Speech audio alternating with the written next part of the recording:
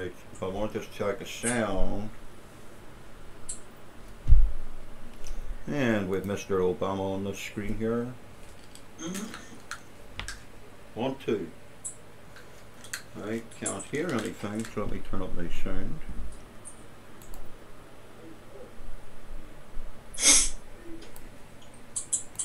One, two, 1, 2, 3. Let me try this again. 1, 2. 1, 2. 1, 2, 3. 1, 2. 1, 2, 3. Yeah, that's working. Okay. 1, 2, 1, 2, 3. Right, it's working. Okay, Sunday the 11th of August. Tonight we're going to talk about privacy. We're also going to talk about Edward Snowden. Anybody that sees the video tonight after we publish it tomorrow on YouTube and you're interested in giving us your feedback, you can give it to us on YouTube channel, and you can also give it to us on our website www.pccareman.webs.com. So we'll let it sit for a second or two and see what happens. It's only 10 to 7.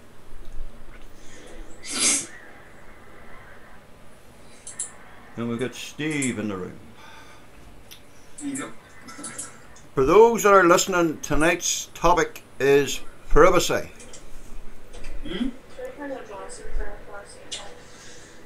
And it's also about a guy called Edward Snowden.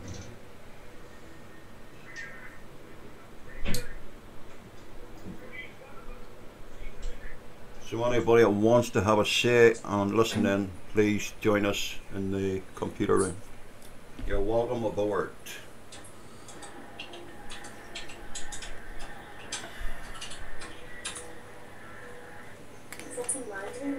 Mr. Obama is going to do a speech here about Edward Snowden. And he says he's not a patriot. That's Mr. Obama's opinion. He's not a patriot. What do you think? So come into the room. We're going to start in the next 5 to 10 minutes. And I have a couple of clips here. I've also got an interview that Edward Snowden done with a newspaper that he trusts. And what Edward Snowden has to say, why not? Why blew the whistle? Why pass the information on? Is the government telling us the truth? Better still, where they're securing, or where they have all this data stored, all these kilobytes of data stored on their servers. How safe is it? We all know from one time or another government computer systems have been hacked. So how safe is that data? What information have they gathered about people? What do you think? Are you worried? What would you like to say? What's your opinion? Come on into the room and join us.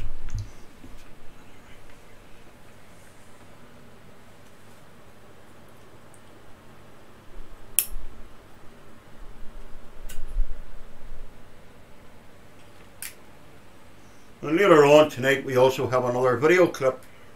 How do you stop it? How do you stop someone snooping on your personal information? Someone could be snooping on your kid, your child at home while he's on the computer, even though you've given supervision. And he's maybe watching a children's TV program.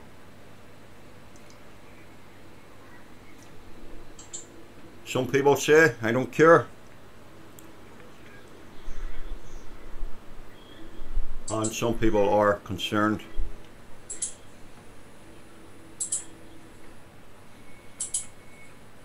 So we'll start in the next 5 months. August, the 11th of August, 2013. PC Caramon speaking, and we have Steve 316 in the room. Another good guy that helps us with our computer technology.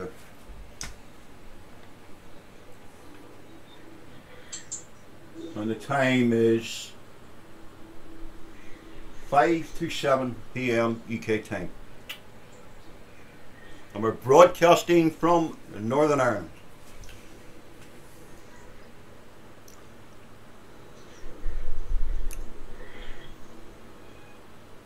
We all have a right to speak. We all have a right to speak our mind. It's called freedom of speech. Or do we have a right to speak our minds? Is the government trying to take that away from us? Come into the room, tell us what you think. And we'll, as I say, I'll give you some documentation here on it for those that are not sure. There also has been some procedures, new procedures announced from the American government in the recent days on TV worldwide.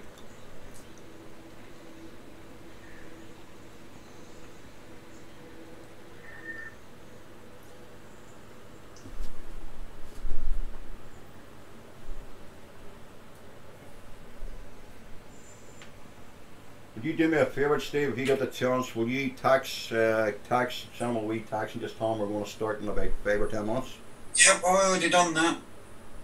Cheers, mate. Um, If people do come into the room after I do this when I leave it open, if you want to read a couple of their comments out, you're welcome to do so, you know. yeah, The usual thing. It depends how many people's interested. Yeah.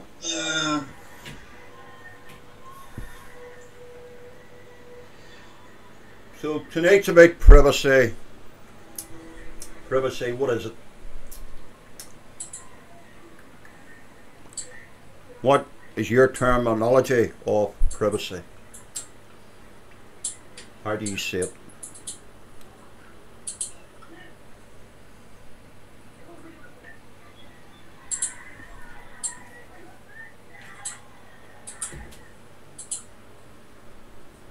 And later on tonight we'll talk about how can you stop it? How can you stop it? How can you stop the government from eavesdropping on your data? How does the government do it? What is the program? I understand the program, what it does. I also understand it's a back door. I also understand how to do it. Do you understand how to do it?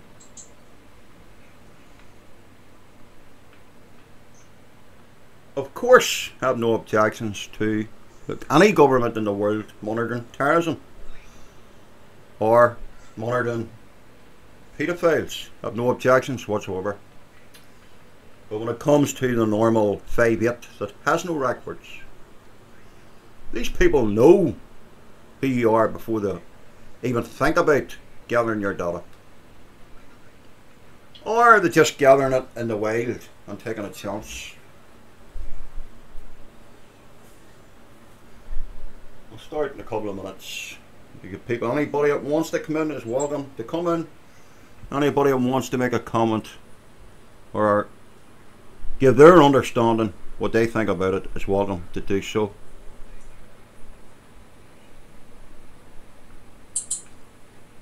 A number of hacker groups have stated on the internet, bring it on governments, bring it on. Now we're at a fair playing field. Alright, welcome to the room, Flanders. We're going to start in a couple of minutes. If you're interested in the topic tonight, you're welcome to join the board and you're welcome to give your opinion.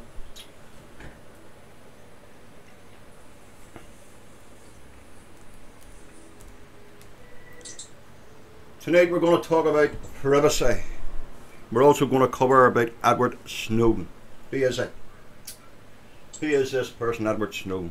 What do you think about him? Have you heard what he has done? Do you think he's a traitor? Or do you think he's a whistleblower? Or do you think he done the right thing or the wrong thing?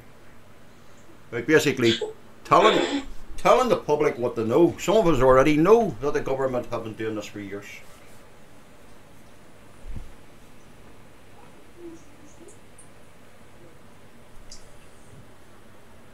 So we're going to start in a second. Guys, I want to, our friends from the world, from the tech world or the social networking, this particular topic interests me in a sense of technology.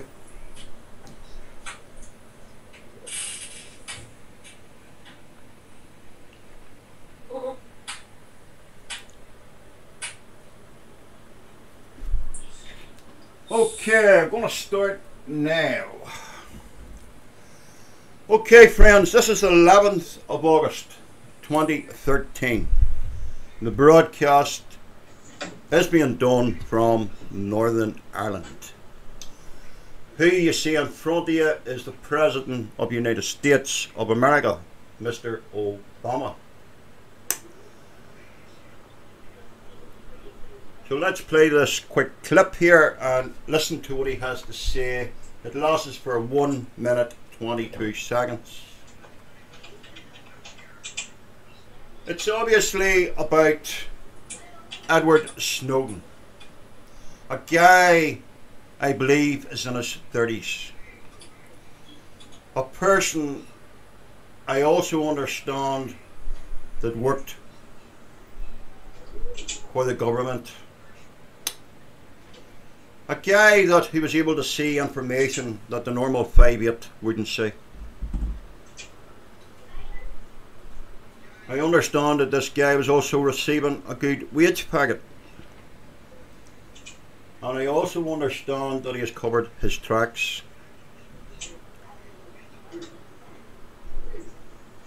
Okay, so this is Mr. Obama. Let's hear what he says.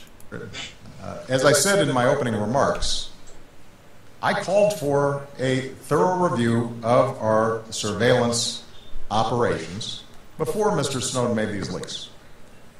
My preference, and I think the American people's preference, would have been for a lawful, orderly examination of these laws, a thoughtful, fact-based debate that would then lead us to a better place. Mr. Snowden's been charged with 3 felonies. If in fact he believes that what he did was right, then like every American citizen, he can come here, appear before the court with a lawyer, and make his case. If the concern was that somehow this was the only way to get this information out to the public, I signed an executive order well before Mr. Snowden leaked this information that provided whistleblower protection to the intelligence community for the first time. So there were other avenues available for somebody whose conscience was stirred and thought that they needed to question government actions. Okay, so we've heard that Mr. Obama has given permission. And we've heard what Mr. Obama has said. We also hear that Mr. Obama says to Edward Snowden, come and talk to us.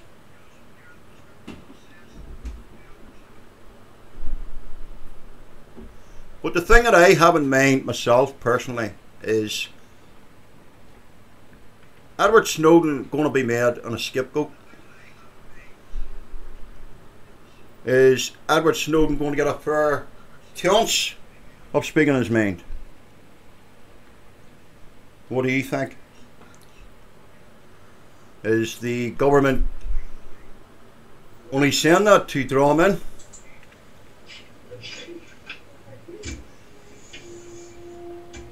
I also asked Mr. Obama, the UK government, the American government, a question myself. Why did we have to wait till Edward Snowden passed the information to the public? If there was nothing to hide, why wasn't the public informed?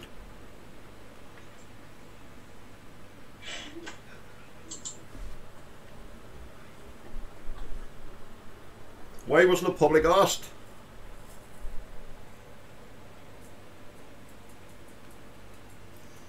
And better still, what information did they gather?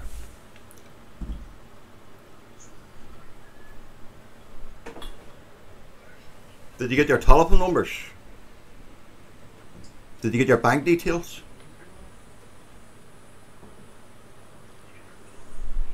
How long has it been going on?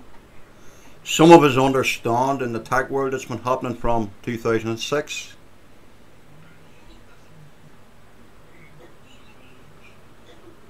Most of us know our internet service providers do log information, data. That's been happening for years, I understand.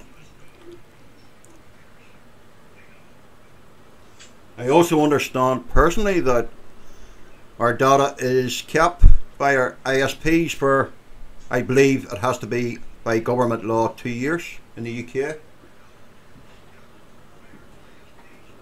All your websites are logged. Do they have a right to do this?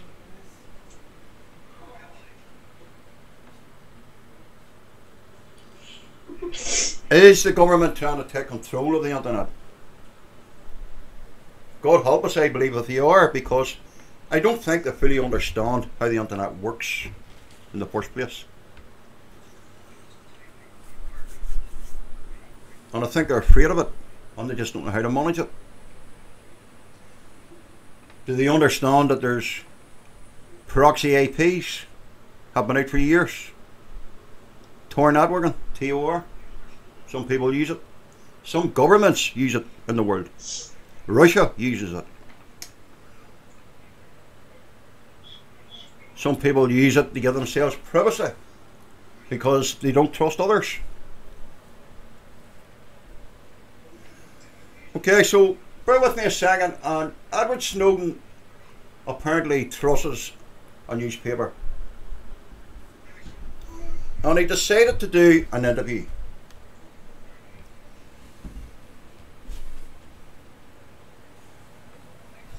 And he was asked a few questions, so I'm going to play the interview for you in about 2 seconds here. And let us hear what Edward Snowden says. Hello, Tex. Alright, Tex. You can pull Tex into the room there if you want. I'm just starting here. I'd like Tex to try to get involved. Tex, if you'd like to give your opinion, it would be appreciated. I call Steve, so if you want to load up your Skype, mate, I'll pull you in.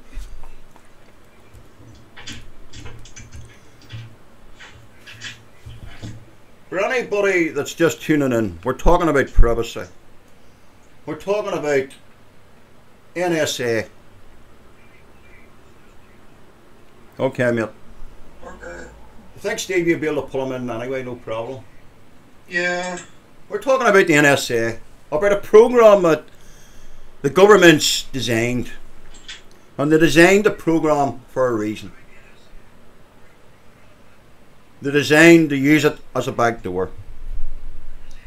A backdoor to gather up what they call up data streaming. Okay, up data streaming.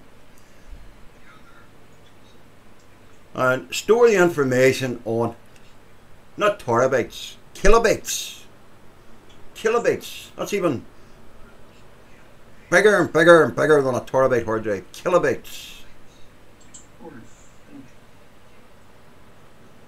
But nobody knows, to be exact, what information they're storing.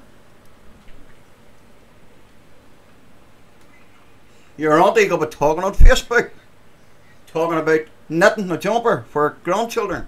That could be stored.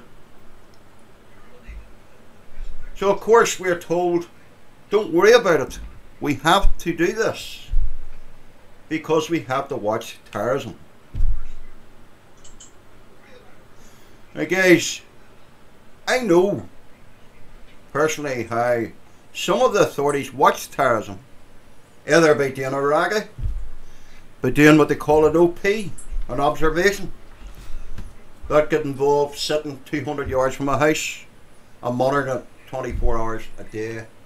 So they know exactly who you're watching before you decide to do it. But the government are monitoring Facebook, Twitter, Google, Microsoft, your ASP.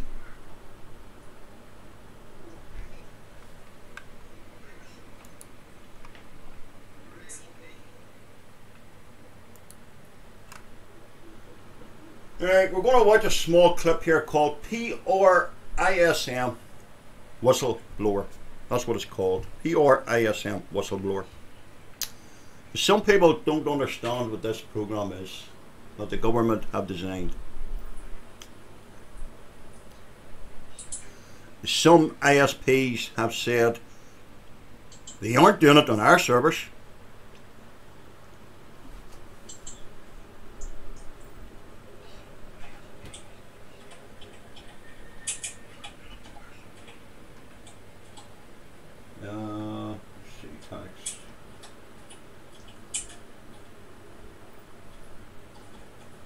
Maybe Steve, I'll let you host the call and call me back. Okay. And call tax in behind here for me. Right, I just ended the call. Steve's going to host it on call tax in. Tax Renegade and Steve are two guys that have been with the computer room this long time.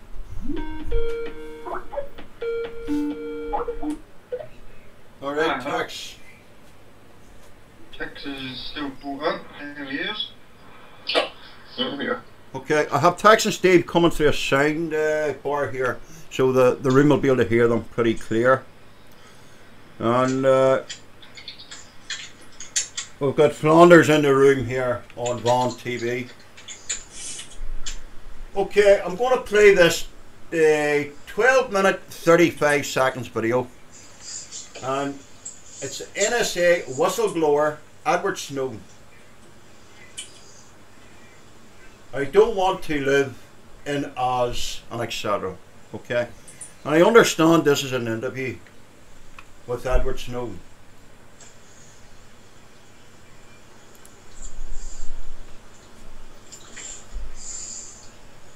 And this will give you an idea what the guy says. Okay, he will be asked a number of questions by the reporter, and this is exactly what he says, why he don't.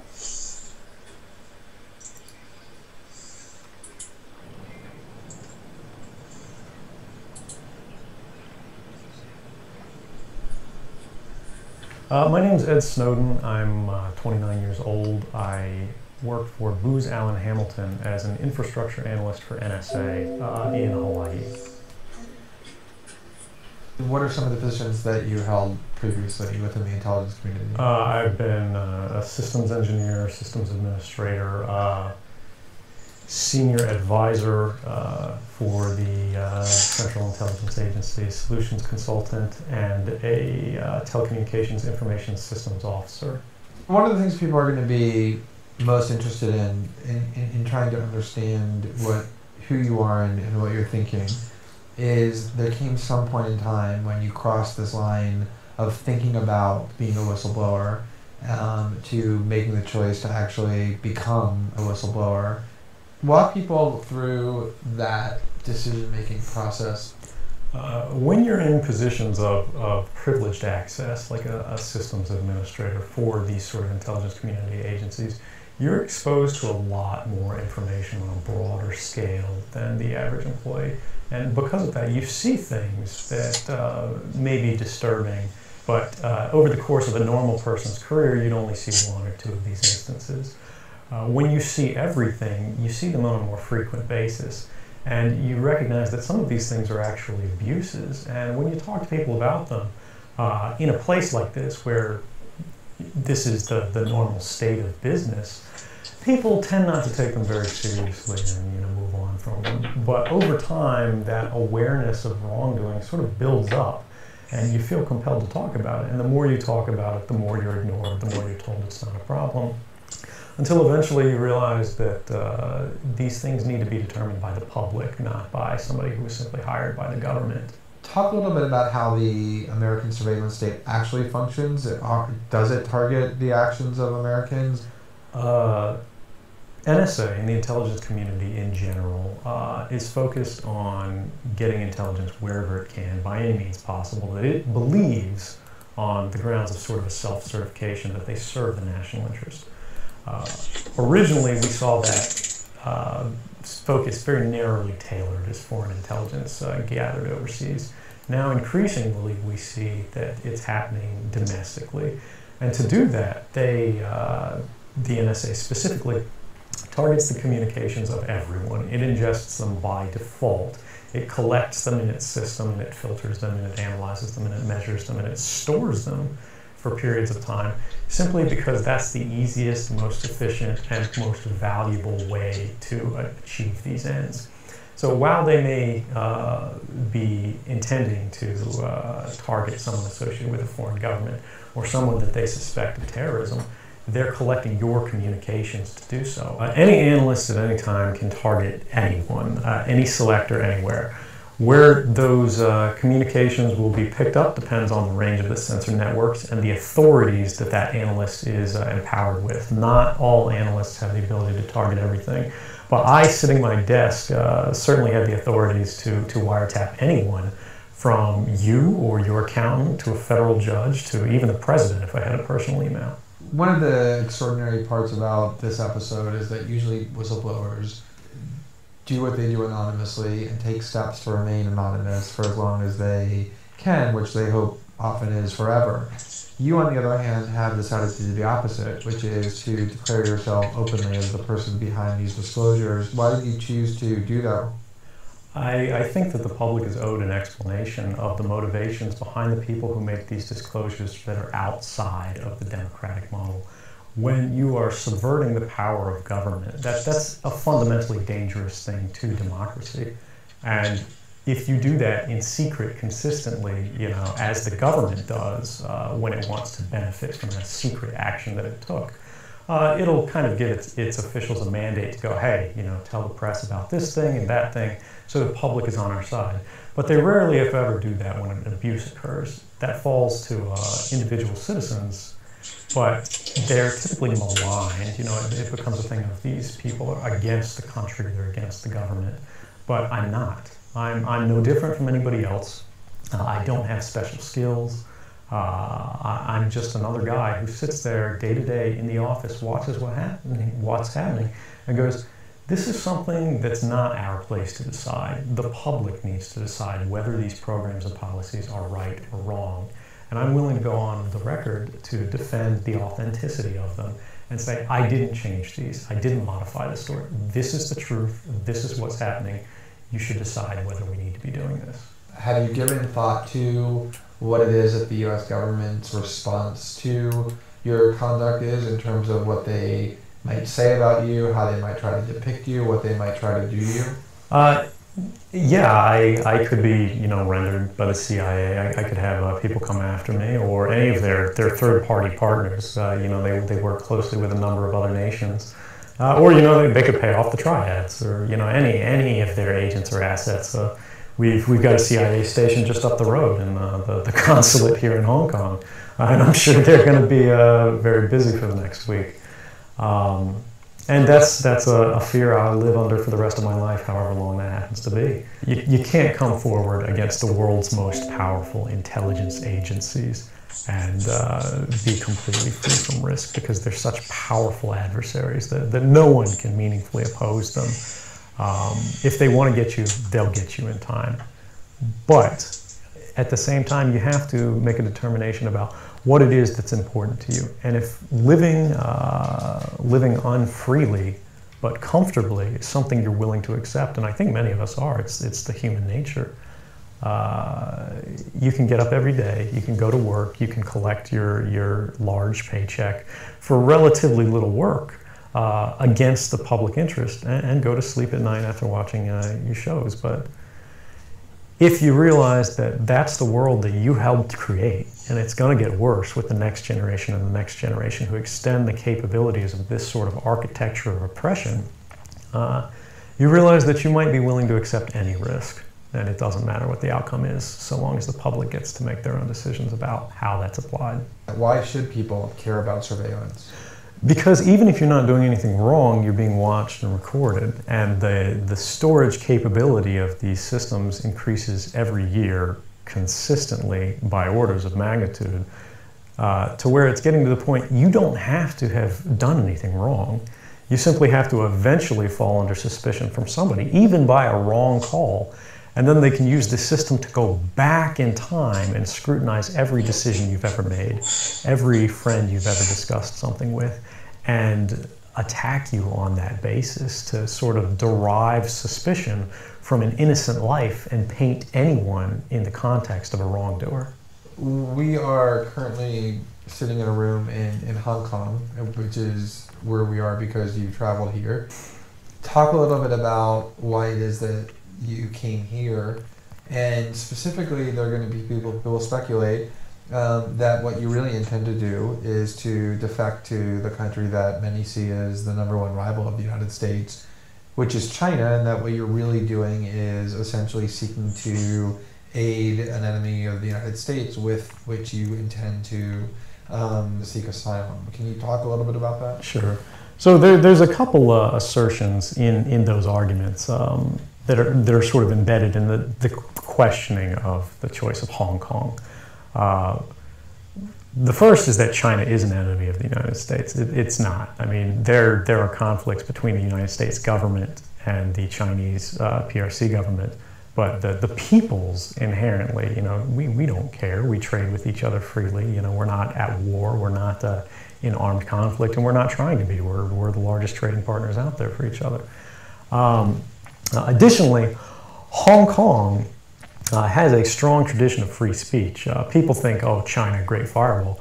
Mainland China does have significant restrictions on free speech, but the people of Hong Kong have a long tradition of protesting in the streets, of making their views known. The internet is not filtered here, no more so than any other Western government. And I believe that the Hong Kong government is actually independent in relation to a lot of other leading Western governments. If your motive had been to harm the United States and help its enemies, or if your motive had been personal material gain, were there things that you could have done with these documents to advance those goals that you didn't end up doing? Oh, absolutely. I mean, anybody in the positions of access with the technical capabilities that I had could, suck out secrets, pass them on the open market to Russia. They always have an open door, as we do. I had access to, the full rosters of everyone working at the NSA, the entire intelligence community, and undercover assets all around the world, the locations of every station we have, what their missions are, and so forth. If I had just wanted to harm the U.S., that you could shut down the surveillance system in an afternoon, but that's not my intention. And I think for anyone making that argument, they need to think, if they were in my position, and you live a privileged life, you're living in Hawaii in paradise and making a ton of money, what would it take to make you leave everything behind? The greatest fear that I have regarding the outcome for America of these disclosures is that nothing will change. People will see in the media all of these disclosures. They'll know the lengths that the government is going to grant themselves powers unilaterally to create greater control over American society and global society. But they won't be willing to take the risks necessarily to stand up and fight to change things, to force their representatives to actually take a stand in their interests.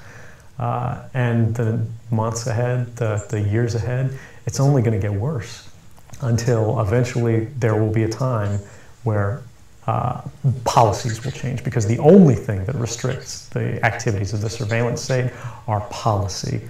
Even our agreements with other sovereign governments, we consider that to be a stipulation of policy rather than a stipulation of law. And because of that, a new leader will be elected. They'll flip the switch, say that because of the crisis because of the dangers that we face in the world, you know, some new and unpredicted threat, we need more authority, we need more power, and there will be nothing the people can do at that point to oppose it, and it'll be turnkey tyranny.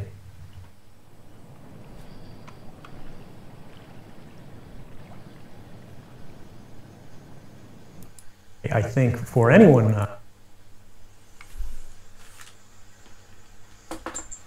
Okay, so we've heard what Mr. Snowden has to say about it. What do you think, guys? What's your opinion?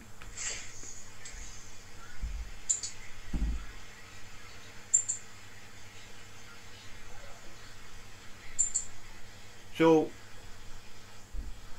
Mr. Snowden is saying, this is what I take out of this interview, is the governments of today will whitewash it. Whitewash his evidence and saying, we have to do this. We have to do this. This is for security reasons. You can't be 100% secure in the United States unless we do this. What do you think? Well, Tax, what do you think, mate? I think it's a scary situation, you know, because it's like you said, you know, all you gotta do is just basically let them catch you saying one word, whatever that word would be, that's gonna trigger them to look at you, and then, like they say, they can go back and go back and dig deep into your history and stuff, and you know, just find something on you that you're not gonna be a threat to anybody or the government or anything, you know. But yet they're going to make something of it. You know, it's scary. It really is. The sad thing about it is there was some documentation in the UK on TV there recently where a person was killed in the United Kingdom. And after a long period of time, there was a police officer, an undercover police officer that was highlighted in the media in the past few months, that was asked by the governments or the authorities to dig into the family that lost a child that was killed and find out as much dirt or information as possible on that particular family, to basically try and keep them quiet. So, you know,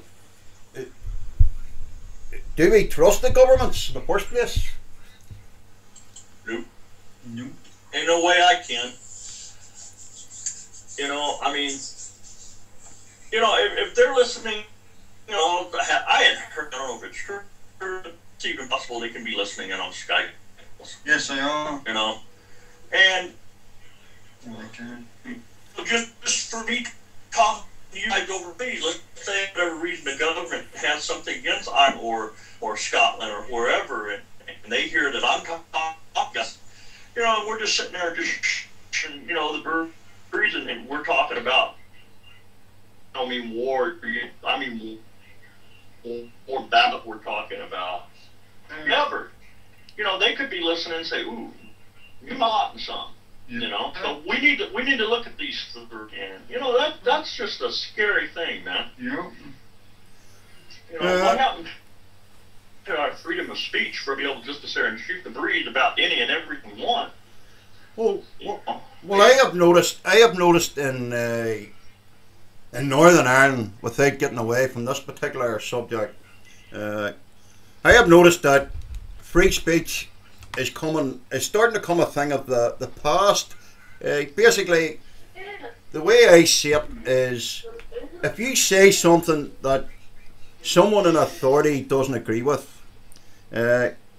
or they see that you're getting support for that particular comment that you've made, they're going out of their way to basically either arrest you, you know, try to stop you from talking. You know, is the government afraid of freedom of speech? Or, you know, are they afraid of freedom of speech? Oh yeah. Now, there's a couple of things that really scare me about this particular thing. Obviously, I've got nothing on my computer that some people might say I've got nothing to worry about. But there could come a time in your life that you see something on TV, or your political figure has made a particular comment about something, or decides to pass a law about something, and if you go to speak out and say, I don't agree with that, are they going to use the like of this for to dig up your info, adjust it and add it to make you look the bad person, or to make you look like a fool, you know?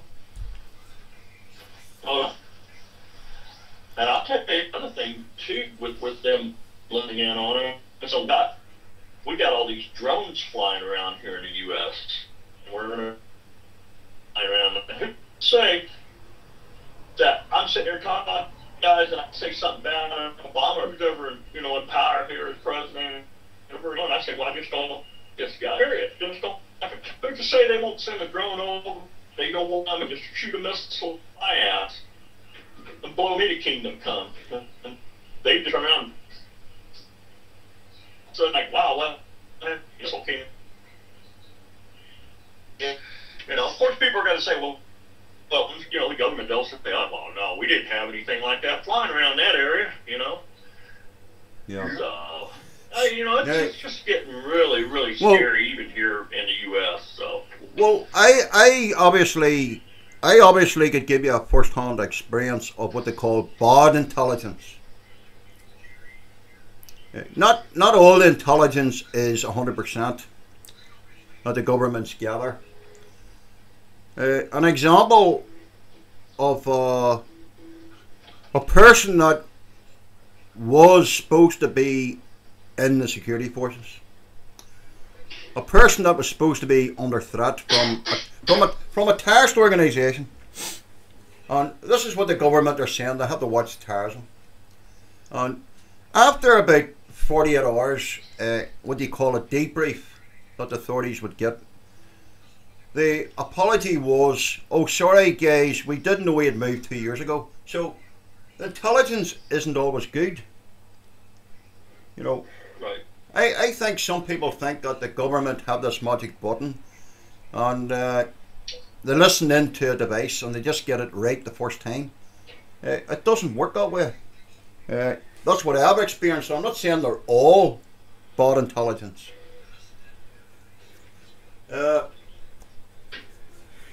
One interesting fact, our text mentioned Skype there. Is our Skype being recorded? It is. Now, there's quite a lot of documentation on this chap here, and there's quite a number of tech people have covered this particular topic. This topic involves privacy in a wide range. Computers, yes. Telephones, yes. Anything that can gather anything about you is what this program is used for. But it seems to me that the program's out of control. There's no safety measures set up for the authorities to use this particular program. And I get that information off the internet just by doing a bit of research and checking it out. Go back to the room here. Steve, if you want to add anything to this, or anything you know, guys, that in the room that I don't know about this, feel free to mention it. I understand that Edward Snowden has now been accepted by Russia.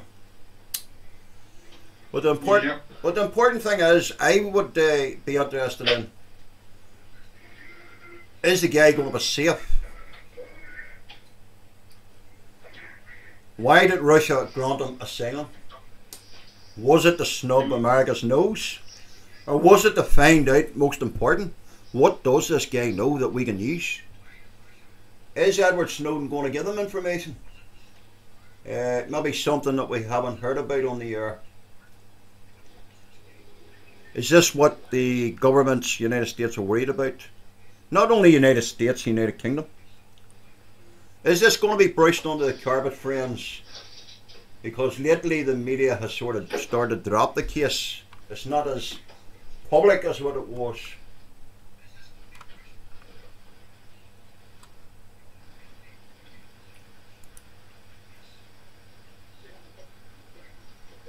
I don't really start Can we getting start, to him.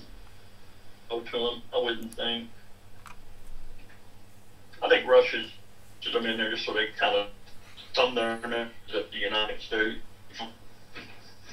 to kind of come off with it. What I heard on the TV this last few days, broadcasted worldwide, was the American government recently, correct me anyone that hears this video or this info if I'm wrong, correct me if I'm wrong, but I hear that what they're trying to do now is say to the public, we're going to try and make this more we're going to try and make us more open to the public. We're going to try and explain what we've been doing in a sense that the public can understand it. So is this a twist that the American government's taken? Have they realised that people aren't stupid? Or were they thinking people were stupid? I also understand that the Congress of America was briefed recently by the people that are over this particular program. But then I was told by tech guys that some of these Congress people don't understand technology in the first place. I was also told by listening to a podcast, some of these Congress mightn't fully understand what the program's doing. So they're starting to bring in procedures now, but the most important thing is, what has Edward Snowden got that they're afraid of?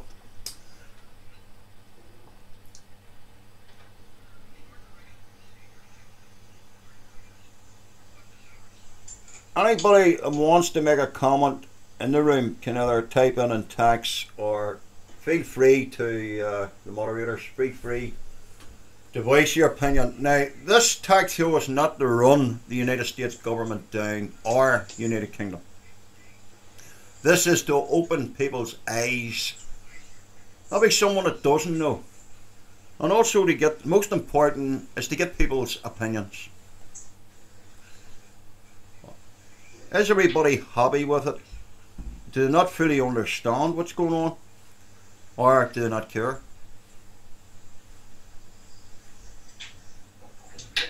Let's listen to this. United States citizens has no right to freedom of speech. State Department spokeswoman. And I'm going to do my best not to bore you with this info.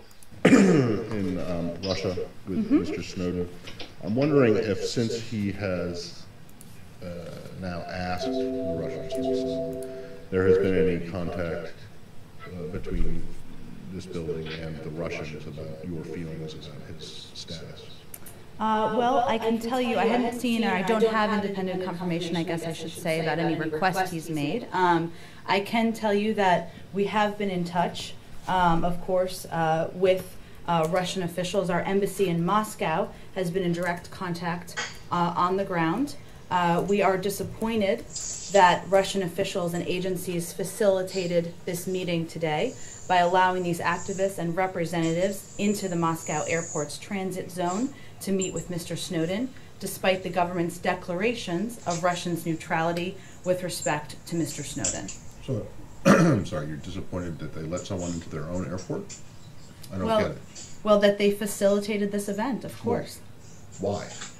Because this gave a forum. You don't think that he should have a forum? Has he's forfeited his right to freedom of speech as well? Well, Matt, Mr. Snowden, as we've talked about, let me just state this because I think it's important. He's not a whistleblower. He's not a human rights activist. He's wanted on a series of serious criminal charges brought in the Eastern District of Virginia in the United States. Okay, I'm sorry, but I didn't realize people who were wanted on charges forfeited their right to speak to free speech. I also didn't realize that people who were not whistleblowers or not human rights activists, as you say he is not, that they forfeited their rights to speak. So I don't understand why you're disappointed with the Russians, but neither that leave that aside for a second. The group WikiLeaks put out a transcript, I guess, essentially, of what Mr. Snowden said at the airport. At the top of that transcript, it contained, it said that the Human Rights Watch, the representative from Human Rights Watch, researcher who went to this thing, while she was on her way to the airport, got a phone call from the American ambassador asking her to relay a message to Mr. Snowden that basically the message that you just gave here, that one, he is not a whistleblower, and two, that he's wanted in the United States. Is that correct? It is not correct. First, Ambassador McFall did not call any representative from Human Rights Watch. An embassy officer did call to explain our position, certainly that I just reiterated here for all of you today, but at no point did this official or any official from the U.S. government ask anyone to convey a message to Mr. Snowden. Did anyone from the embassy call any of the other groups, representatives of groups that were going to this meeting? Well, that you understood were going to this meeting? As I'm sure would be no surprise, and as you know, because we even had a civil society event when the secretary was there, we are in regular touch, as we have been today. I don't have an update on the exact list of calls, though, for you. Well, but you can say pretty conclusively that this one call did happen, and it wasn't the ambassador. So were there others? Do you know? We have been in touch with attendees. I don't have any specifics for you, though. Okay, and and you have made no secret of the fact that any country or government that gives Mr. Snowden asylum or allows him to transit through, that there would be some serious consequences, or grave consequences in their relationship with the United States. Mm-hmm. Have you made the same, and presumably that would apply to individuals who would help him, help him avoid returning here to face justice? That's correct? I'm not sure what that exactly means. What I'm getting at is these groups, these human rights groups that are respected. What's happening, friends, is there's a few journalists here, and they're asking the State Department spokesperson a few questions on Edward Snowden. So they're going to cover some things that we are thinking about. So let's tune in here and listen to the answers, and then we can draw our own conclusion here, whether the government's telling the truth or whether they're covering something, and etc. The human rights groups, mm-hmm. which you yourself, as well as previous spokespeople, have quoted from mm-hmm. in relation to other situations, have taken a side in support of Mr. Snowden. And I'm wondering if there are any consequences for them if they aid and abet Mr. Snowden in staying away out of the reach of U.S. authorities. Well, we obviously don't think this was a proper forum or a proper elevation of him. Beyond that, the way that I think it's been asked, but also the way we've thought about it, is more about governments and our relationships with them and their aid or decisions to aid Mr. Snowden. Right, but I guess the question is, if you think this was an inappropriate forum, did you try to dissuade these groups from going there? From attending? Yeah. Not that I'm aware of, Matt. Okay, obviously, they were invited to attend. So the calls were just a reminder of your position. But did you say to Human Rights Watch or Amnesty International that if you guys help Mr. Snowden, or support him in some way so that to keep him from facing justice back in the United States, that there would be consequences for them? I don't have any readouts of these calls. Our focus remains on then can you say, conveying to the Russian government the fact that they have the ability to help return Mr. Snowden to the United States. Did you tell them in the calls that you did not think that Mr. Snowden should have the opportunity to express his view? Matt, I don't have any readout for these calls for you. We did Okay, convey the broad calls, point that I've made. Okay, well then forget about what you said or what the embassy people said in these specific phone calls. Do you believe that Mr. Snowden should not have had the opportunity to express his views at the airport in Moscow today? Well, Matt, I think we broadly believe in free speech, as you know. But we cannot look at this as I know we like to ask about sweeping scenarios in here, but... No, this is not sweeping at all. This is very specific, related to one guy in one place, in one city, one airport, at one time. So do you think that it was inappropriate for Mr. Snowden to speak publicly? Do you, I mean, not that whether you're disappointed in the Russians, do you think that he should not have had the opportunity to speak publicly? Our focus, Matt, is on how our concern about how Russian authorities clearly helped assist the ability of attendees to participate in this. That is of concern to us. Our focus is on returning Mr. Snowden to the United States. Beyond that, I just don't have anything more. Okay, I'm trying to get, you are saying that this essentially, it wasn't a press conference, but it might as well have been. And you don't think the Russians should have facilitated a propaganda platform for Mr. Snowden. A propaganda platform. Okay, so this is, to your mind, something like them bringing out a defected spy from the Cold War and putting on a platform and having him rail against the United States. Is that? I'm not going to draw comparisons along those lines, but let me say that Mr. Snowden should return to the United States to face these charges. Where he will be accorded a fair trial. That's where our focus is. The platform, or is this kind of putting in train a process for asylum? Because last week or 2 weeks ago, the Russians said that they would consider his request for asylum if Mr. Snowden would stop leaking material about or leaking information about U.S. Surveillance programs. Now, he wouldn't do that before, and he tried some other areas for asylum. Now, in this propaganda platform, as you call it, he said that he has decided not to leak any more information, or he doesn't have any more information, but he's done. So are you concerned now that this is him accepting conditions for Russian asylum publicly as opposed to just, some kind of propaganda? I mean, is that your real concern here, that these are the conditions for asylum and now he's publicly meeting them? Our concern here is that he's been provided this opportunity to speak in a propaganda platform, as I mentioned a few seconds ago, that Russia has played a role in facilitating this, that others have helped elevate it, but we still believe that Russia has the opportunity to do the right thing and facilitate his return to the United States. I don't have any independent knowledge, as would be no surprise, of what he has officially requested, what has officially been accepted or not. Okay, but it's pretty public that Russia said that they would consider his asylum petition if he said that if he would agree publicly to stop leaking information. Now he's done that. So is that propaganda, or is that publicly agreeing to Russia's conditions and kind of moving the asylum petition along? I'm just not going to make an evaluation of what Russia's conditions are and whether you don't have to make an evaluation. They've said it publicly. Whether he meets them. That's not the point here. The point is Russia helped facilitate this. They have the ability and the opportunity to do the right thing and help return Mr. Snowden to the United States. It's not about what the conditions are. Your concern now is that this is that Russia is by facilitating. I mean, are you really upset that this is propaganda, or are you really upset that Russia is moving closer to accepting this guy's asylum? Well, we don't know that. This is a step that was taken today. Obviously, we continue to call for his return. They have a role they can play in that. Beyond that, I'm not going to speculate what they are or aren't going to do. What level of seniority was the U.S. official that called Human Rights Watch?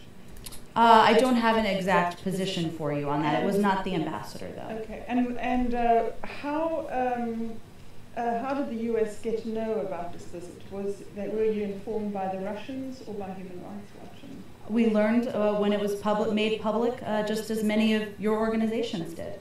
Can I just add, in the conversation that the ambassador or whoever it was the embassy had, not with the human rights people, but with the Russian government, did you tell them that facilitating this appearance by Mr. Snowden was problematic, that you thought that they shouldn't do it?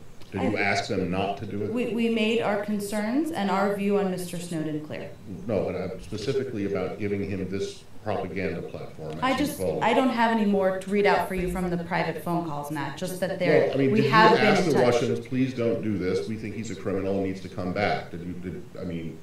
Did you ask and they rejected the request? Well, Matt, we've been clear publicly Yes. countless times I what our view understand is, and that, we've but- consistently made the same points privately, today and any other day. Right, but did you say that you would look negatively on them providing him a quote unquote propaganda platform?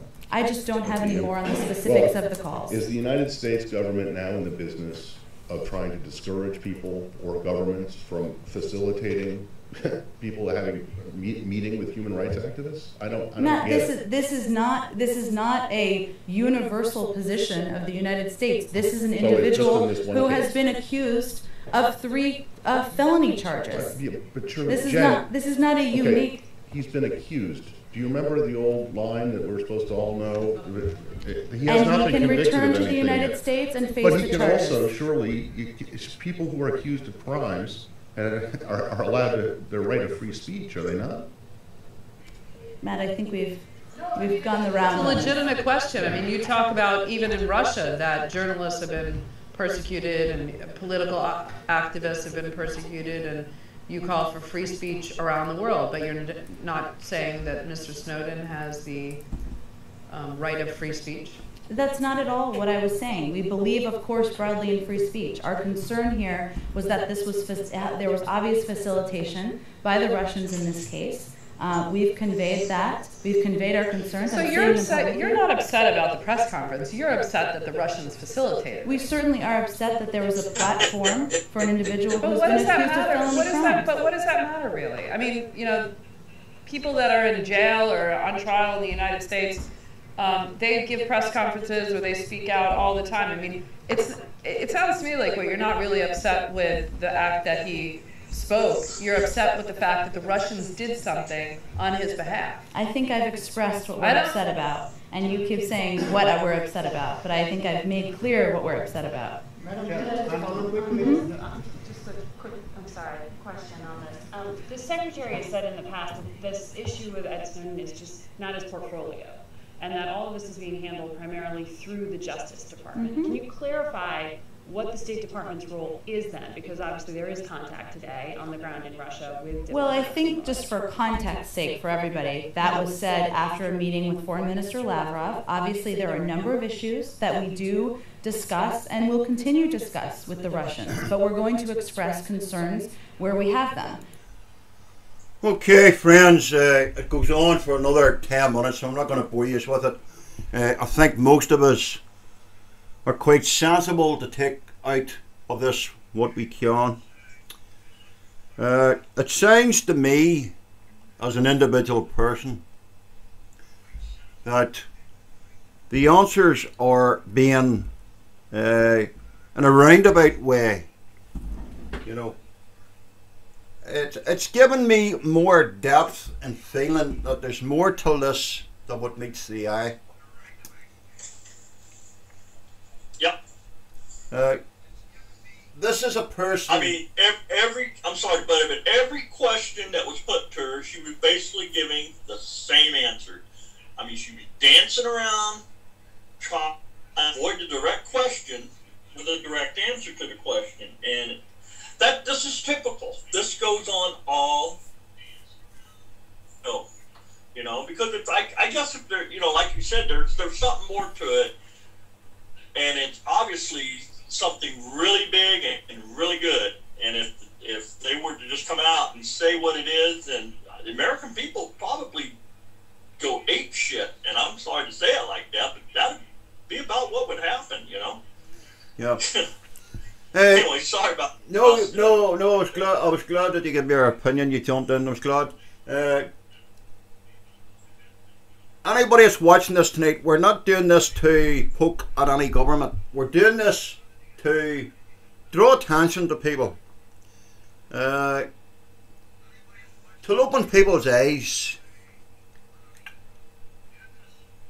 But I believe if the United States government want to build confidence in the public, it would be better if the spokesperson could have at least tried to answer the questions better than, you know, nobody's asking your when is the next nuke fired or where do you keep them. They're asking common sense questions. Why is America annoyed that Russia has given them asylum? You know, it seems to me this guy's being criminalised before he's even started. Oh yeah, he's already being convicted before he is given a by his. It's like they said, you're already from the guy. Using him being guilty right now, and he hasn't even got the trial yet. You know. Yeah. I guess this isn't the first time in the world we've had whistleblowers. Some people call it. We've had it in United Kingdom on the radios where doctors, nurses have come forward and said about records being destroyed in the bin, the hidden them on part. So, you know, this isn't the first time that people have spoke out. But obviously this is a very important subject to the public. Right. Some people will say, I don't care, I'm not worried. That's okay, everybody's entitled to that opinion. We know that spokespeople and politicians, sometimes their hands are tied. But we need to build public confidence on the internet. Because I believe that if the governments get their own way, they will destroy the internet. It's the same as music. It's the same as watching a video. They don't know how to use that to their advantage by letting people listen to a film and the chance that someone's going to buy it by using their head, using the technology for their own benefit. To me, this is Big Brother. I'm in charge. You'll do what I say. But the governments have to realise one thing. We have a right of freedom of speech. I believe what Mr. Snowden done personally is right to tell the public. That's my own personal belief. If he wanted to make money and be a criminal, he could have done it through the back door by passing information discreetly.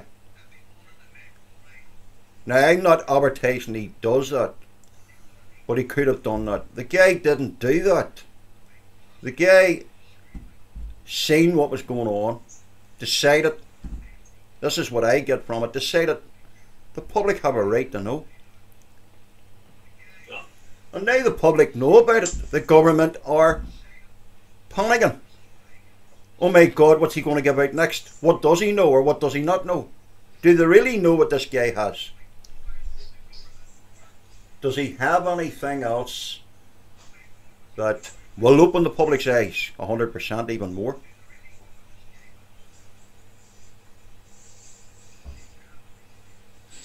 Now, we talk about, on this particular channel, over quite a number of years, possibly 7, way back to 2008, I personally have went out of my way to try and educate people that don't know on how to keep their information safe. Because we have that many crooks in the world that could use our information to lobby our accounts and etc. The governments over the years are advertising. They're advertising, secure your computers, guys. Watch out for the FBI virus that can shut down your computer. At the same time, they're sniffing your traffic. It doesn't make sense to me. If you're after a terrorist, you know who you're after. You know who you're listening to. You don't need to gather everybody's data. And that's my argument to any government. People say that they let certain parades go because they want to know who's there. The government should know who's involved in any terrorist organisation. They've been at it long enough to know. So for to use that as a whitewash, I personally, as an individual, don't suck that in. Now, how can we stop this, which is important, or how can we try to protect our information on the internet? There's a number of ways we can do that.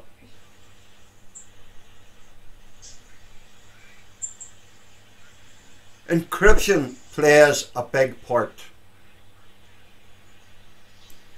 If your data is encrypted, when your traffic is going out of your computer and coming back, when someone sniffs that traffic or tries to penetrate it, they're going to get what they call a noise pattern over the internet. Some people from America, some older people that are specialised in this sort of thing, have said, don't use Facebook, don't use Twitter. If you don't want Google to know your information, don't log in. That will give you some, but not all. But if your data is encrypted while your traffic is going out, I understand that it'll not matter who sniffs it because they can't read it. So, is people going to use the system to mess governments about? We all know that the government's listening to what they call keywords.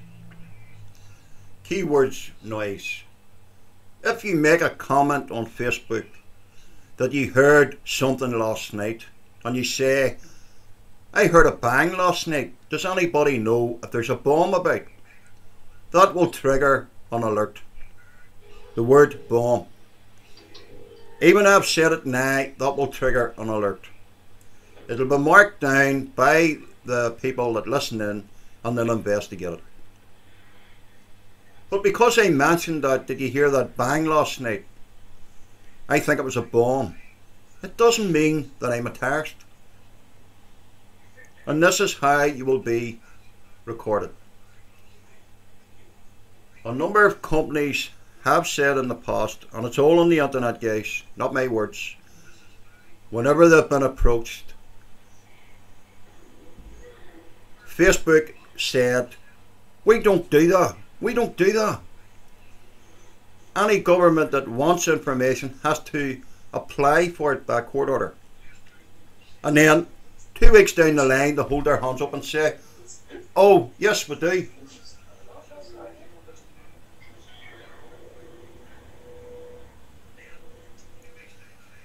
I don't trust internet service providers 100%. Because I've had an experience myself by using a service provider over the years, where 3 guys employed by the service provider was sending me, as a personal home user, Trojans every day in the week. Now, I was able to record the info. I was able to be one step ahead of them because I learnt and understand how the internet works. The guys got the sack because the FBI decided on the information that I personally sent them there was something in it, and they investigated it. I was lucky because I was able to say port 22 at time blah blah blah, Trojan name and etc., and show the information was entering my home computers. So that's why I don't trust ISPs. If you have a problem with your computer and you phone your internet service provider, 9 out of 10 you're passed to a call centre in India. Number 1, you can't understand him, and number 2, he has access to your computer.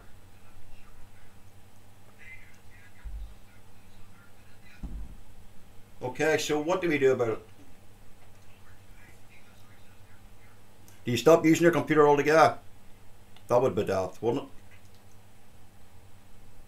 it? Encryption, friends, will prevent the governments from getting access to your information. couple of guys in America have come up with a program called PROXPN that will encrypt your data.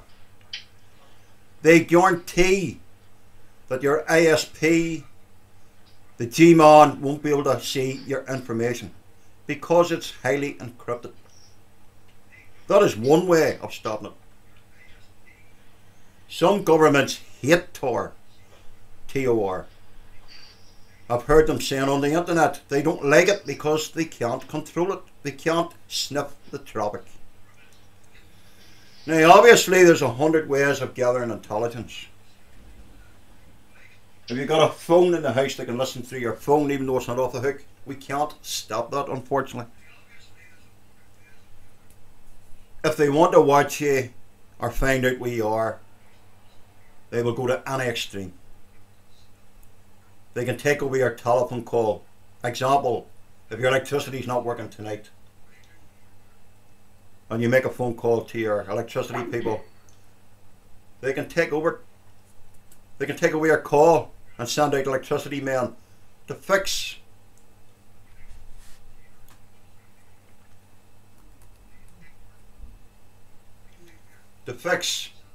it for you and put a bug in place. So you can't stop it 100%.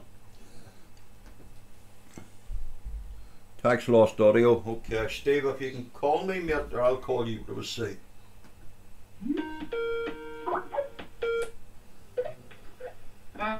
So encryption, friends, is one way of doing it.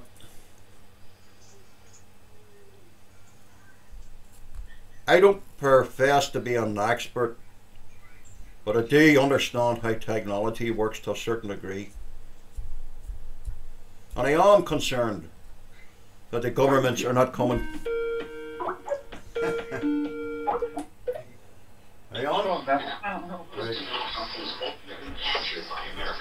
I am concerned that the governments are doing what they're doing.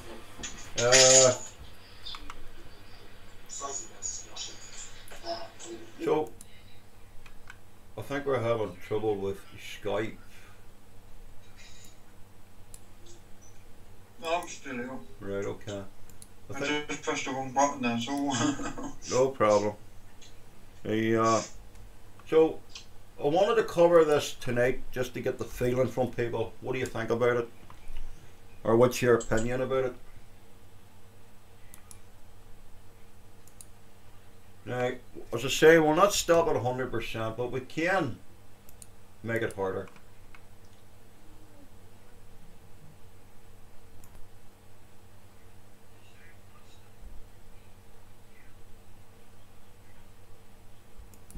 Now, there is a lot of information on the internet that anyone can get to do with privacy. And if I can just adjust this slightly.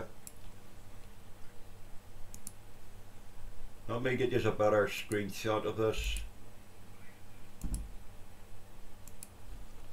And then I'm going to leave the floor open to anybody that wants to make a comment.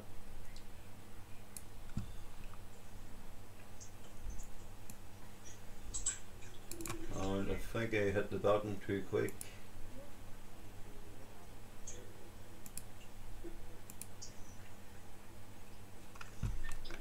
This is just some info here that's coming up. This is the latest news here. Snowden's father gets a visa to leave for Russia soon. So Snowden's father is, I understand, going out to Russia to meet his son, which any father would do. And the father of Edward Snowden, which is being classed as a former US spy agency contractor, has received a Russian visa and will travel there shortly to see his son. And his lawyer was said on Sunday past. So anybody that wants to make a comment in the room, you're welcome to do so. I'm going to sit back for a second here and let you work away. Also, if you do happen to see this video, it will be posted on YouTube under PC Kermon. I've got a couple of accounts. And it'll also be on Blip TV under PC Kermon. And if you Google PC Kermon, you will be able to watch it if you've missed it. It's very important, friends, if you can give us your feedback. There is a website set up, www.pckermon.webs.com. Feel free to join, it's free, and feel free to anticipate and tell us what you think. Alright, Taxi, alright now? You getting signed or? Yeah, I'm getting sound, but I got the wife and you're watching TV, so I don't know if you're hearing the TV or not in the background. No, we're not. No, we're not yet. Okay. We're not. Okay. I just seen there. I found it interesting that Snowden's father's going to go out to Russia now. That's kind of interesting. I mean, I can see that, you know, it's something a father would do, but don't you know they're gonna have somebody following him too, you know. You know, it's maybe a chance for them to nab Snowden and bring him back. So I'm kind of wondering. Yeah, the thing that I would be concerned about too, how far is these governments going to go?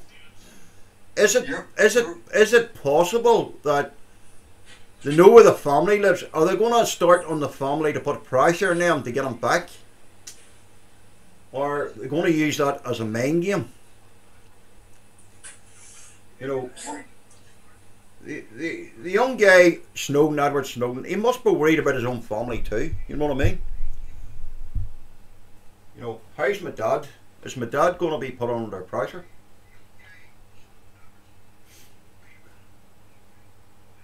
That certainly makes you wonder, you know.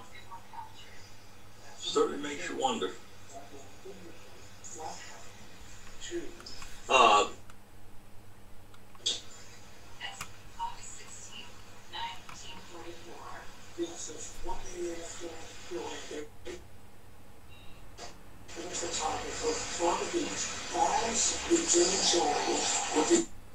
Now, I just did see something there, guys, that is important. President Barack Obama pledged to limit the government surveillance programs, and they remain doubtful that young Snowden can receive a fair trade in the United States.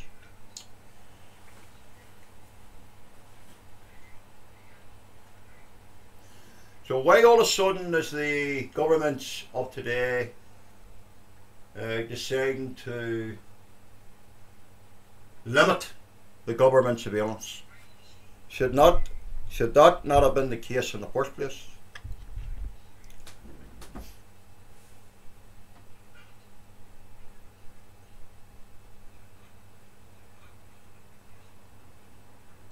Well, I got to agree. I don't think he'll get a fair.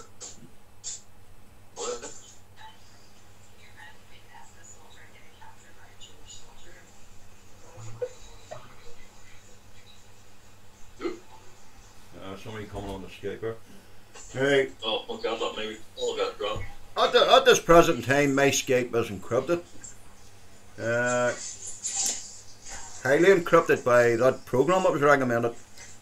We can only use the tools that we can get, but it's not encrypted to hide from the government. It's encrypted for, I am not happy because who else can do this? Is there something, you know, there's a lot of things we don't know about. Obviously I'm not paranoid because I control my own computer, and I'm usually pretty respectful in the way that I use it. I mean, usually, sometimes you can be drawn into comments, but I try my best not to. You know, I'm not going to write something that's going to endanger someone's life or anything like that. But I do believe in free speech. Like, you know, if someone says something and I don't agree with it, I will say I don't agree with it. And I do support people that are trying to help this young lad Snowden as a tech user. And I do have a number of people on my Twitter, PC Kermon, who recently I have added because they've got similar views that I have to do with this particular case. So, could I become a target because I support what young Snowden's doing? Or could you? I don't care. Welcome back, mate. So, anybody that's only in the room, you will have missed a couple of videos. We've done a small video playback of an interview that young Edward Snowden made. The latest that I know is that Snowden's father has got a visa to leave for Russia soon. He's going out to see his son along with his lawyer, which any father would probably do. America is talking to Russia government at the minute, I understand. I think it's basically about trying to persuade the Russian government to release him. Obviously, he's not going to disappear overnight because people are going to wake up and say, oh, and start pointing the finger. Now, if a government wants to monitor terrorism, they've got my 100% support. But if they're just monitoring normal people, people that are just using it for talking to their friends and etc., I don't support that. Because I believe in computer security to a certain extent. Although I understand nothing is 100% secure. I'm also concerned about where they're storing this data. Is my personal information on it? I don't know. Is yours? Or will we ever know? How much of this information that is stored is important to the governments? And better still, do the governments have the right, the human right, to do this? Or do we have a right to know what they're doing when it comes to our personal information?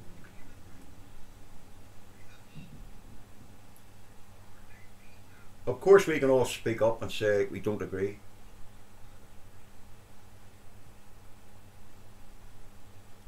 Most of us are pretty intelligent to know why we're getting the wool pulled over our eyes, as I would say. So just to wrap up this topic for tonight, there's not really much more, guys or friends, I can say about Edward Snowden.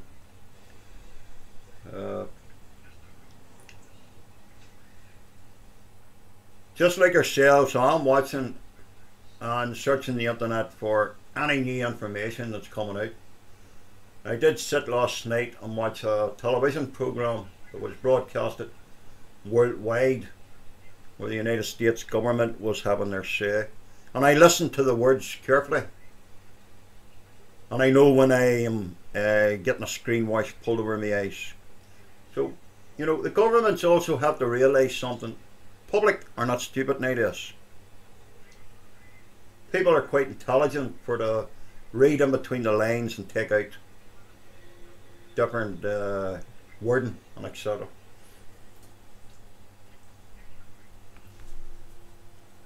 Now, if the governments can use this program as a backdoor, how many other people are going to use the same technology for a different purpose? An example, we all know that when something happens on the TV, we all know what a scam is. We all know that hackers know how to hack. Some are good hackers and some are malicious. And it would be the malicious ones that could cause us a headache. So can they find out what the program is? Can they use it for an be our bank? That'll never happen to me. Sure, I know how to secure my computer, some people say. Friends, it can happen to any of us. Some of these people are very good, even better than us. So, can they use the same program to do the same thing? You know, these guys, these bad people in the world will be watching this, and they'll be figuring out what the program is and how it's used. They could be using it. Or you could receive an email saying, we come across your data, we'd just like to let you know that we're going to delete it off our server. That could be a scam. So anything that happens on the internet, whether it's a celebrity days or whatever, scammers will use that technology. It's not about being paranoid. It's about understanding what could happen. And you can understand what they can do with your info. Not just troll you. That means nothing. Worse than that.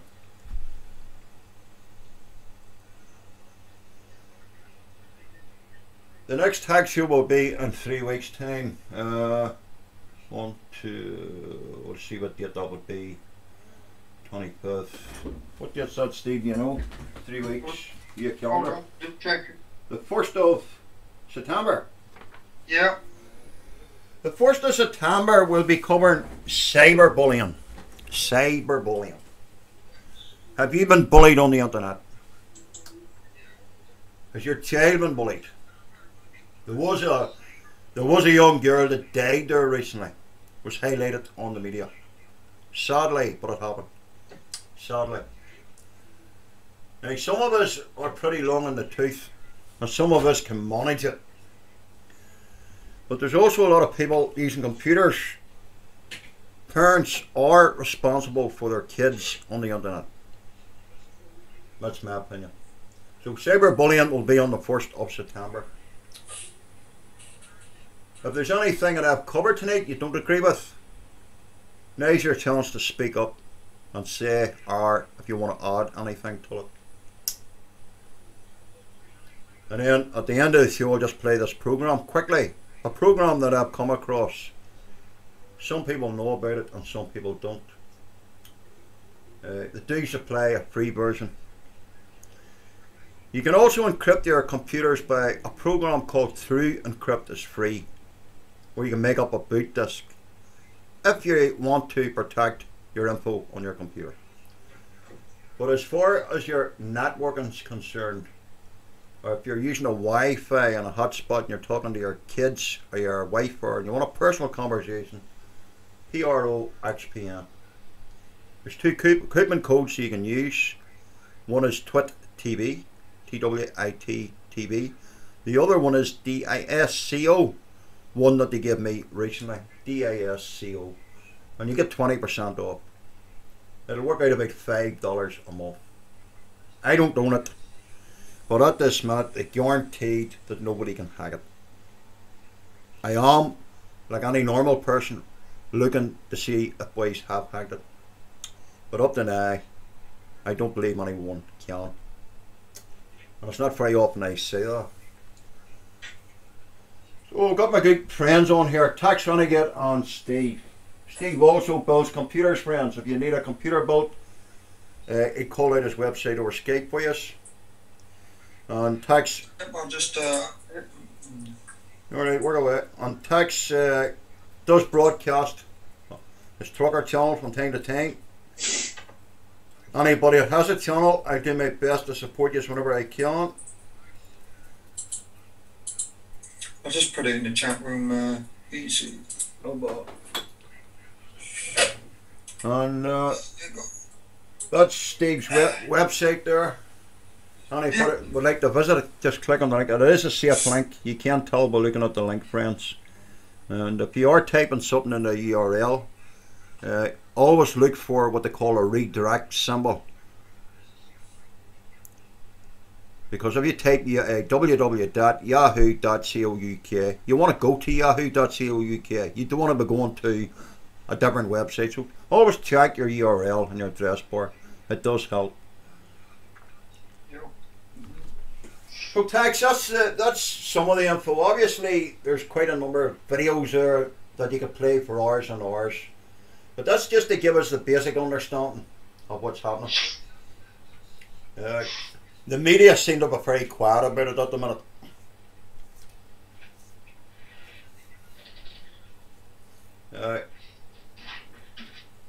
But I have heard by watching the media and the internet that young Snowden has done his homework. He has covered his tracks because he understands the risks that he's made. Now, if you were working in that position, would you be prepared to speak out? You know, it's a It's a decision that you just couldn't say over the top of your head, you know.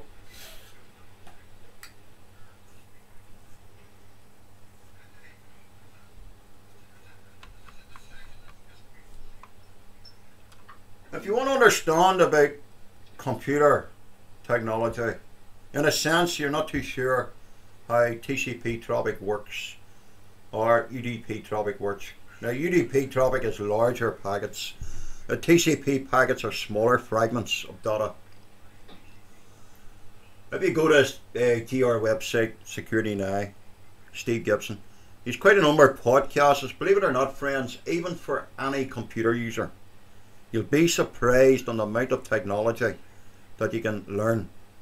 Oh, yes. If you've got the patience and you have a half an hour, listen to one of his podcasts recently. He has covered this himself. Yep. And he does recommend this program, friends. Let me get the program name for you.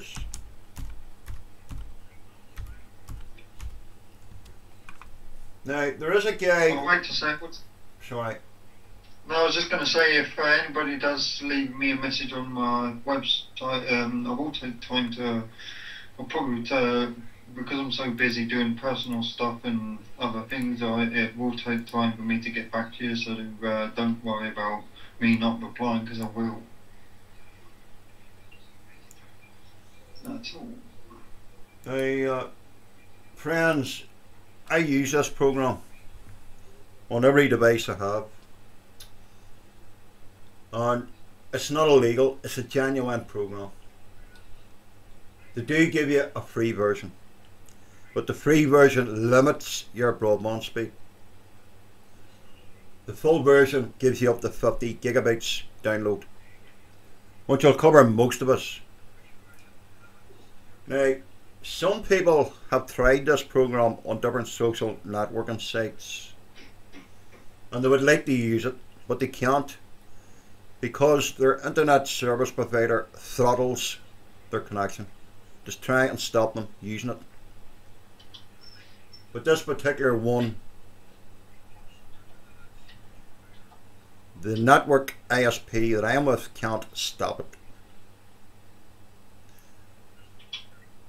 I use it because I only trust those that I trust.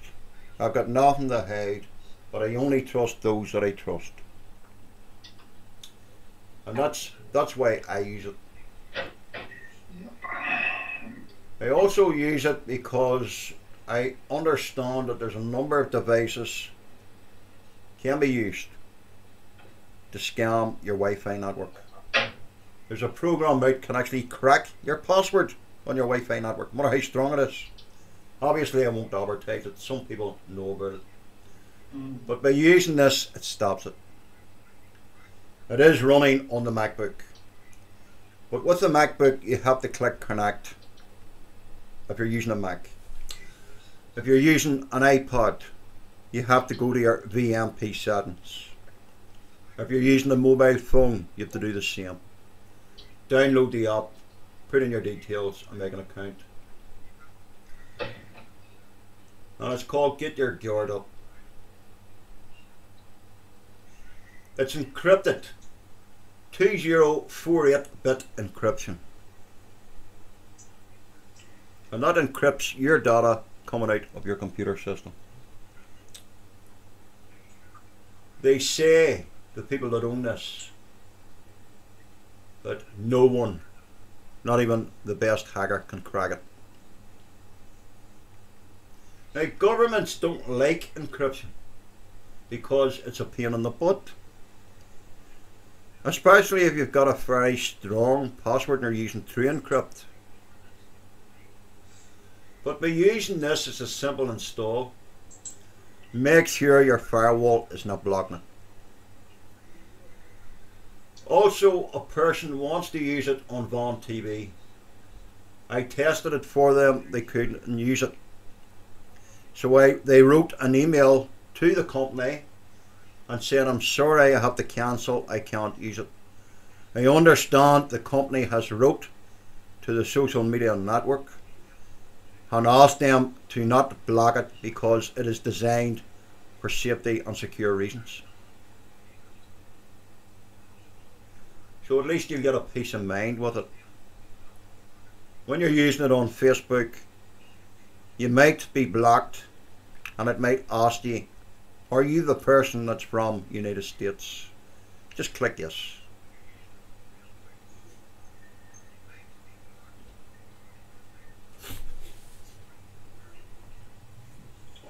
So, as you see it in front of you there, let's give you this quick video for a couple of seconds.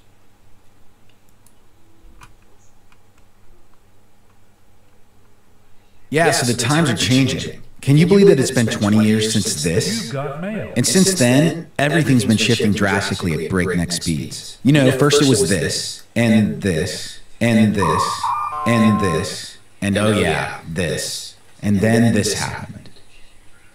The internet isn't a novelty anymore. Our lives depend on it. Tons of really sensitive and personal information. You know, passwords, bank accounts, pictures, emails, data from your computer to websites and servers all over the place. And if you've been alive any time during the last 20 years, you've heard story after story about internet security and privacy catastrophes.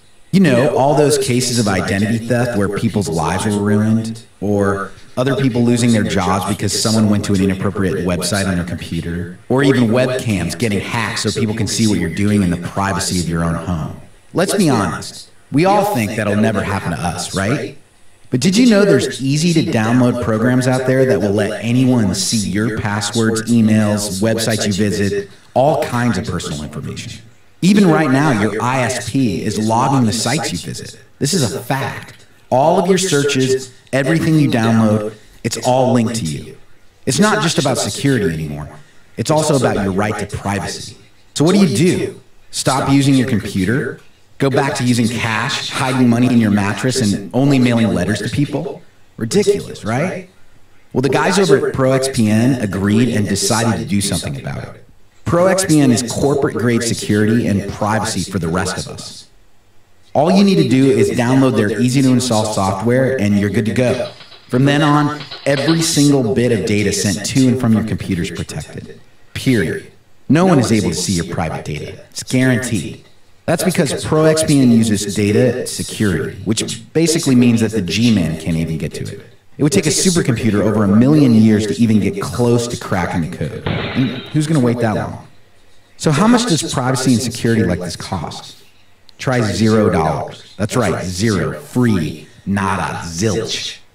Fact. Your private data is being looked at by people you wouldn't want to see it right now. Why in the world would you do anything else on the internet without ProXPN protecting you? ProXPN, totally private, totally secure, and completely free. So, there's one way of trying to give yourself some sort of protection.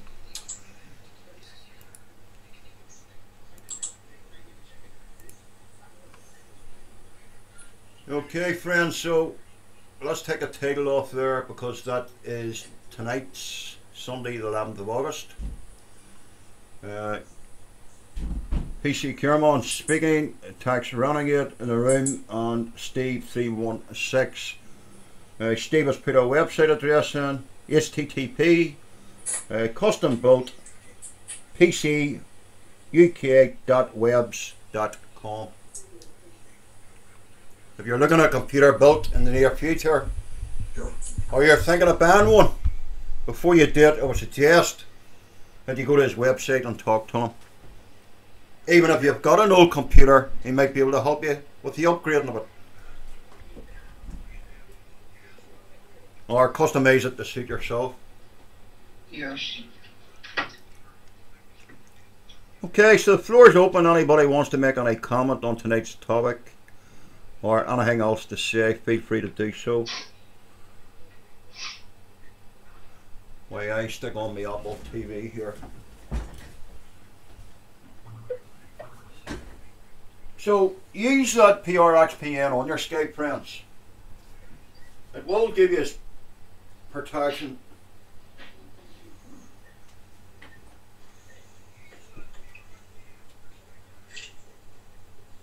I've actually hooked the TV up to high definition now on one of the computers.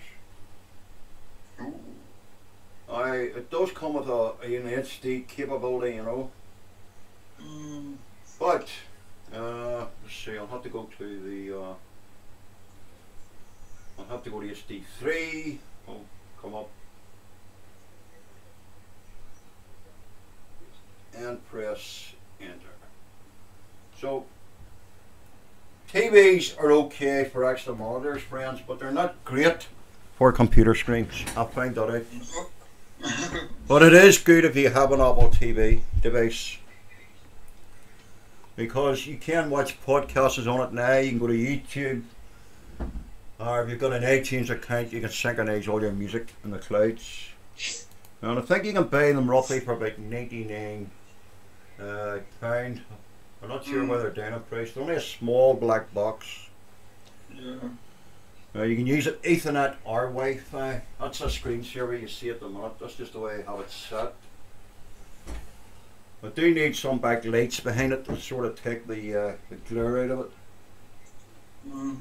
So that would be your Apple TV, where you can hook your computer screen up to it and stuff like that. Okay, Jack. Okay, mate. So for the video purpose, the Bond TV has kindly recorded this in the archive for me to download. 1st of September, friends, cyberbullying. Have you ever been bullied on the internet? What procedures can we take? And how can we use the tools that's been supplied to us from Bond TV, or Justin TV, or Ustream? We can block them. We can ban them. We can take simple measures to ignore them. If you're a child, you can obviously report it. Don't give out your personal info to anyone that you do not know. If you're a parent tonight, use a parental control program to keep your child supervised. Always log the information and report it as soon as possible. There is cybercrime websites on the internet. The FBI do have one where you can apply for information, or you can report certain cases. But the internet is the internet, and some people use it wisely and some people use it to their own advantage, depending on the reason they have. But technology has to be grasped. It's a thing of the future for us all. It's a learning curve. We all are learning. Let me take a tail. I think that Apple TV will go into a screensaver automatically. I have it set for flowers. I can set it for pictures. I can use Flickr on it, etc. It's a one-off buy. Sometimes I bring it downstairs and watch a film on Netflix on it. So if we get the opportunity to save up, I'll maybe get one for down the stairs. They're handy. It's a pity they didn't put a browser on it. Would have made it even more interesting.